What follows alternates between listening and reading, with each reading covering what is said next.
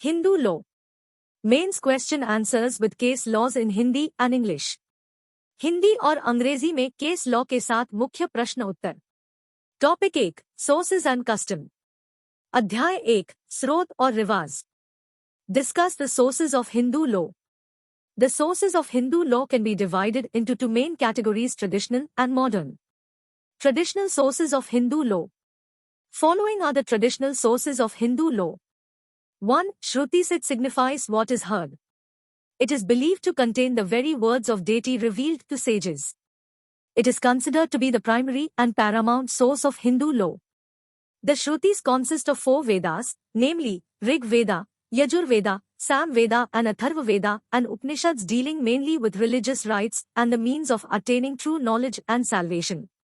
The Upanishads are denominated as the Vedanta or the concluding portion of the Vedas and embody the highest principles of Hindu religion. Hindu कानून के स्रोतों पर चर्चा करें। हिंदू कानून के स्रोतों को मुख्य रूप से 2 भागों में विभाजित किया जा सकता है। श्रेणियां पारंपरिक और आधुनिक। हिंदू कानून के पारंपरिक स्रोत। हिंदू कानून के पारंपरिक स्रोत निम्नलिखित हैं। श्रुतियां यह जो सुना जाता है का प्रतीक है, ऐसा माना जाता है। इसमें ऋषियों को प्रकट किए गए देवता के शब्द शामिल है।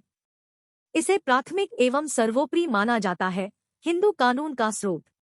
श्रुतियों में 4 वेद शामिल है, अर्थात ऋग्वेद, यजुर्वेद, सामवेद और अथर्ववेद वेद और उपनिषद। 2. Smritisit means what was remembered. It is believed to be the recollection of rishis handed down to us, constituting the principal sources of Hindu law. Smritis are divided into the primary and secondary smritis. The primary smriti is further classified into Dharma Sutras and Dharma Shastras. Some of the noted authors are Manu, Yajnavalkya, Narada, Vishnu, Katyana, etc.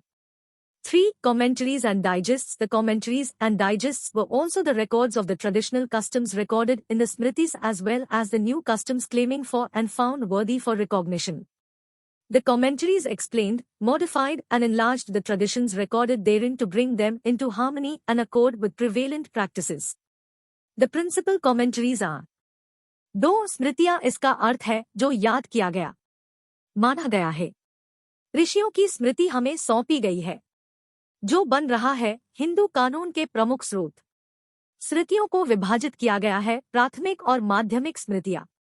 प्राथमिक स्मृति आगे है धर्म सूत्र और धर्म शास्त्र में वर्गीकृत। कुछ प्रसिद्ध लेखक मनु, याज्ञवल्क्य, नारद, विष्णु, कात्यायन आदि हैं। 3. टिप्पणियां और डाइजेस्ट। टिप्पणियां और डाइजेस्ट स्मृतियों में दर्ज पारंपरिक रीतिरिवाजों के साथ साथ दावा करने वाले और मान्यता के योग्य पाए गए नए रीतिरिवाजों के भी रिकॉर्ड थे। टीकाकारों ने उनमें दर्ज परंपराओं को समझाया, संशोधित और विस्तारित किया ताकि उन्हें प्रचलित प्रथाओं के साथ सामंजस्य में लाया जा सके। प्रमुख टिप्पणियां हैं। 4. Custom. It is regarded as one of the most important sources of law. In Devnai Achi v. Chidambaram, AIR 1954 Mad. 667, it was held that a custom have the force of law, must be ancient, certain and reasonable. In Section 3A of the Hindu Marriage Act, 1955 the expression custom and usage has been defined. It signifies any rule which, having been continuously and uniformly observed for a long time, has obtained the force of law among Hindus in any local area or tribe, community, group or family. The rule must be certain and not unreasonable or opposed to public policy. In order for a custom to be valid, it must be ancient, invariable and continuously established by clear and unambiguous evidence, reasonable, must not be opposed to morality or public policy and must not be forbidden by any express enactment of the legislature. 4. प्रथा इसे कानून के सबसे महत्वपूर्ण स्रोतों में से एक माना जाता है। देवानई अची बनाम चिदम्बरम में AIR 1954 मैड 667 यह माना गया कि किसी प्रथा में कानून का बल है, वह प्राचीन, निश्चित और उचित होना चाहिए। हिंदू विवाह अधिनियम 1955 की धारा 3A में प्रथा और उपयोग की अभिव्यक्ति को परिभाषित किया गया है। यह किसी भी नियम का प्रतीक है जो लंबे समय से लगातार और समान रूप से पालन किए जाने के बाद लोगों के बीच कानून का बल प्राप्त कर चुका है। किसी भी स्थानीय क्षेत्र या जनजाति, समुदाय, समूह या परिवार में हिंदू नियम निश्चित होना चाहिए और अनुचित या सार्वजनिक नीति का विरोधी नहीं होना चाहिए। किसी प्रथा के वैध होने के लिए यह प्राचीन, अपरिवर्तनीय और लगातार स्पष्ट और असंदिग्ध साक्ष्य द्वारा स्थापित होना चाहिए, उचित होना चाहिए, नैतिकता या सार्वजनिक नीति का विरोध नहीं होना चाहिए और विधायिका के किसी भी स्पष्ट अधिनियम द्वारा निषिद्ध नहीं होना चाहिए। Modern sources of Hindu law. Following are the modern sources of Hindu law. 1. Legislation. It has played a vital role in the development of Hindu law. Some of the important legislations which have modified, altered and supplemented the textual Hindu law area as follows. The Guardians and Wards Act, 1890. The Indian Succession Act, 1925. The Hindu Women's Right to Property Act, 1937. The Special Marriage Act, 1954. The Hindu Marriage Act, 1955. The Hindu Minority and Guardianship Act, 1956. The Hindu Succession Act, 1956. Hindu कानून के आधुनिक स्रोत। हिंदू कानून के आधुनिक स्रोत निम्नलिखित है। 1. विधान। इसने हिंदू कानून के विकास में महत्वपूर्ण भूमिका निभाई है। कुछ महत्वपूर्ण कानून जिन्होंने पाठ्य हिंदू कानून क्षेत्र को संशोधित, परिवर्तित और पूरक किया है, वे इस प्रकार है। संरक्षक और वार्ड अधिनियम 1890। भारतीय उत्तराधिकार अधिनियम 1925। हिंदू महिला संपत्ति का अधिकार अधिनियम 1937। विशेष विवाह अधिनियम 1954। हिंदू विवाह अधिनियम 1955। हिंदू अल्पसंख्यक और संरक्षकता अधिनियम 1956। हिंदू उत्तराधिकार अधिनियम 1956। 2. Equity, justice and good conscience. The origin of equity in India is traced back to the Hindu period when jurists explained the old laws and gave new rules of interpretation. In case of conflict between the rules of Smritis, one should follow the rule which is based on reason, justice and principles of equity. In Gurunath v. Kamlabai, 1951, it was observed by Supreme Court that it is now established that in the absence of any rule of Hindu law, the courts have authority to decide cases on the principle of equity, justice and good conscience unless in doing so decision would be repugnant to or inconsistent with any doctrine of theory of Hindu law. 2. समानता, न्याय और अच्छा विवेक। भारत में समानता की उत्पत्ति हिंदू काल में मानी जाती है, जब न्यायविदों ने पुराने कानूनों की व्याख्या की और व्याख्या के नए नियम दिए। स्मृतियों के नियमों में टकराव की स्थिति में उस नियम का पालन करना चाहिए जो तर्क, न्याय और समता के सिद्धांतों पर आधारित हो। गुरुनाथ बनाम कमलाबाई 1951 मामले में सर्वोच्च न्यायालय द्वारा यह देखा गया कि अब यह स्थापित हो गया है कि हिंदू कानून के किसी भी नियम के अभाव में अदालतों को समानता, न्याय और अच्छे विवेक के सिद्धांत पर मामलों का फैसला करने का अधिकार है, जब तक कि ऐसा करने पर निर्णय हिंदू कानून के सिद्धांत के किसी भी सिद्धांत के प्रतिकूल या असंगत होगा। 3. Judicial decisions. A precedent is also a source of law and the courts are bound to follow these precedents. Legislation and judicial decisions have modified and supplemented the pure Hindu law and they have emerged as important sources of the present Hindu law. A large number of decisions on almost every point of law have superseded the law laid down in commentaries on several fronts. 3. न्यायिक निर्णय। एक मिसाल भी कानून का एक स्रोत है और अदालतें इन मिसालों का पालन करने के लिए बाध्य हैं। विधान और न्यायिक निर्णयों ने शुद्ध हिंदू कानून को संशोधित और पूरक किया है और वे वर्तमान हिंदू कानून के महत्वपूर्ण स्रोत के रूप में उभरे हैं। कानून के लगभग हर बिंदु पर बड़ी संख्या में निर्णयों ने कई मोर्चों पर टिप्पणियों में निर्धारित कानून को खत्म कर दिया है। Q. Discuss the importance of custom. Custom is the parent of personal law in all countries, and India, a country with diverse customs, is not an exception to it.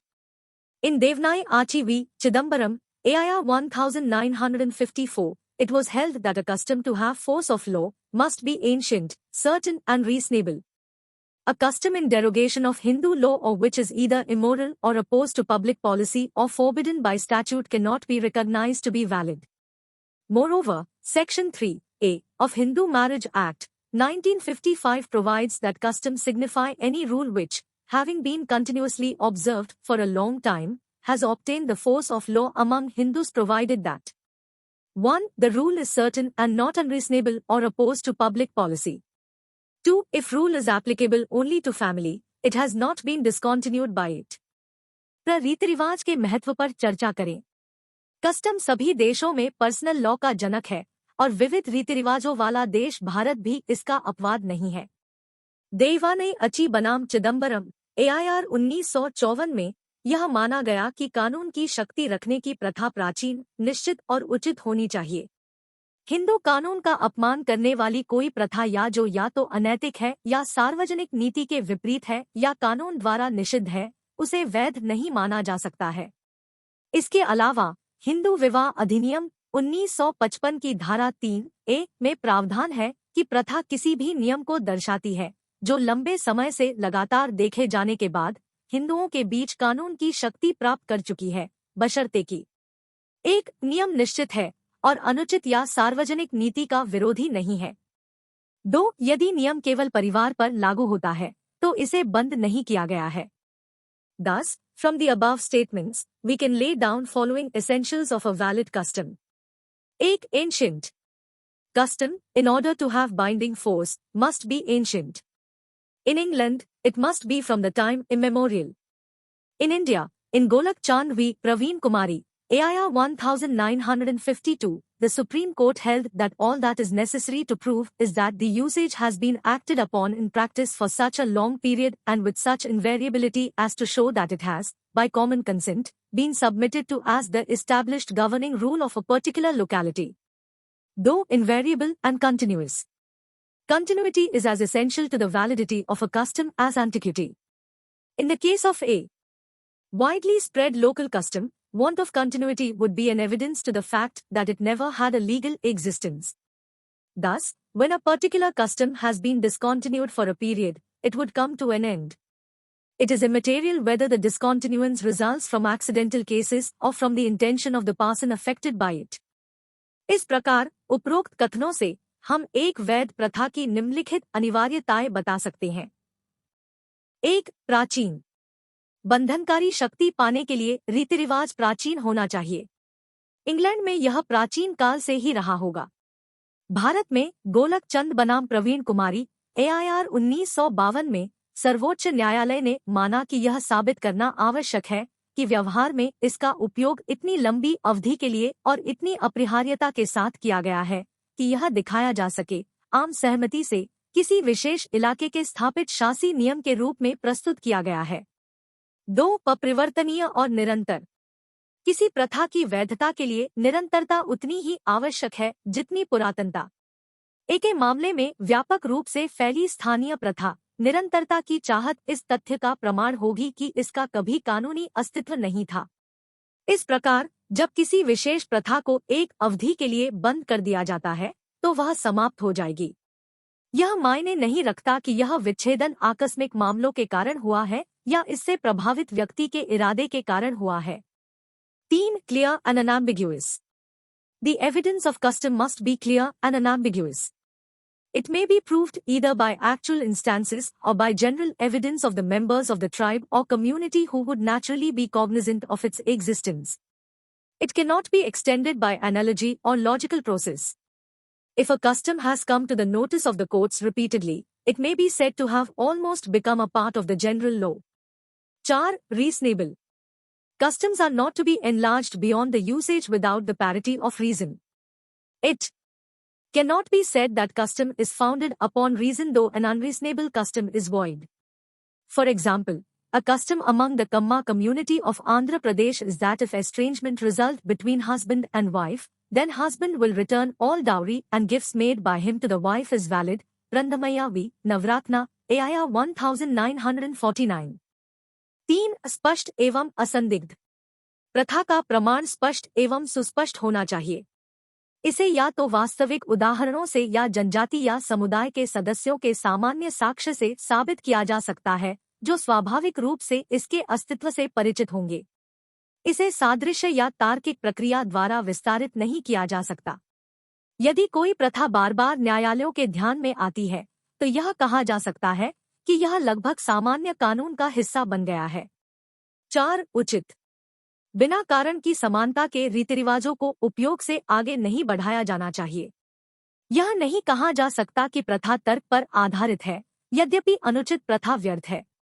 उदाहरण के लिए आंध्र प्रदेश के कम्मा समुदाय के बीच एक प्रथा यह है कि यदि पति और पत्नी के बीच मनमुटाव होता है तो पति अपने द्वारा पत्नी को दिया गया सारा दहेज और उपहार वापस कर देगा, जो वैध है। प्रंधमैया बनाम नवरत्न, AIR 1949।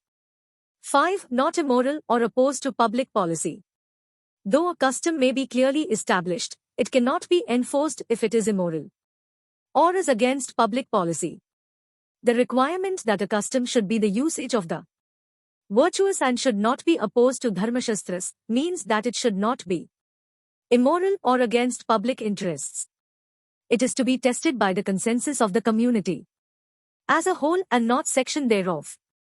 For example, a custom whereby a temple dancing girl is allowed to adopt a girl with the intention of training her up an immoral profession is invalid. 6. Not opposed to any law. A custom should not be opposed to the express provisions of any law, nor should it be forbidden by law. A custom opposed to rules given in texts of smritis or commentaries is not void. In Collector of Madura v. Mutu Ramlinga, 1868, the Privy Council observed that under Hindu system of law, clear proof of custom will outweigh written text of law. However, a custom opposed to statutory law cannot be given effect. 5. अनैतिक या सार्वजनिक नीति का विरोधी नहीं। यद्यपि कोई प्रथा स्पष्ट रूप से स्थापित की जा सकती है, परंतु यदि वह अनैतिक है तो उसे लागू नहीं किया जा सकता या सार्वजनिक नीति के विरुद्ध है। आवश्यकता है कि एक प्रथा का उपयोग होना चाहिए, सदाचारी और धर्मशास्त्र का विरोधी नहीं होना चाहिए, अर्थात नहीं होना चाहिए अनैतिक या सार्वजनिक हितों के विरुद्ध। इसका परीक्षण समुदाय की सर्वसम्मति से किया जाना है, समग्र रूप से, न कि उसके खंड के रूप में। उदाहरण के लिए, एक प्रथा जिसके तहत एक मंदिर नृत्य करता है, किसी लड़की को अनैतिक पेशे में प्रशिक्षित करने के इरादे से उसे गोद लेने की अनुमति है, इनवैलिड है। 6. किसी भी कानून का विरोध नहीं। किसी प्रथा को किसी भी कानून के स्पष्ट प्रावधानों का विरोध नहीं किया जाना चाहिए और न ही इसे कानून द्वारा निषिद्ध किया जाना चाहिए। श्रुतियों या टीकाओं के ग्रंथों में दिए गए नियमों के विपरीत कोई प्रथा शून्य नहीं है। मदुरा के कलेक्टर बनाम मूटू रामलिंगा 1868 में प्रिवी काउंसिल ने देखा कि हिंदू कानून प्रणाली के तहत प्रथा का स्पष्ट प्रमाण कानून के लिखित पाठ से अधिक महत्वपूर्ण होगा। हालांकि वैधानिक कानून के विपरीत किसी प्रथा को प्रभावी नहीं बनाया जा सकता है। धन्यवाद इस वीडियो को देखने के लिए। अगर यह वीडियो आपको पसंद आया हो तो लाइक करें, शेयर करें और हमारे चैनल को सब्सक्राइब करना न भूलें। अगली वीडियो में मिलते हैं, तब तक के लिए अलविदा। Thank you for watching this video. If you liked it, please like, share, and don't forget to subscribe to our channel. See you in the next video. Until then, goodbye.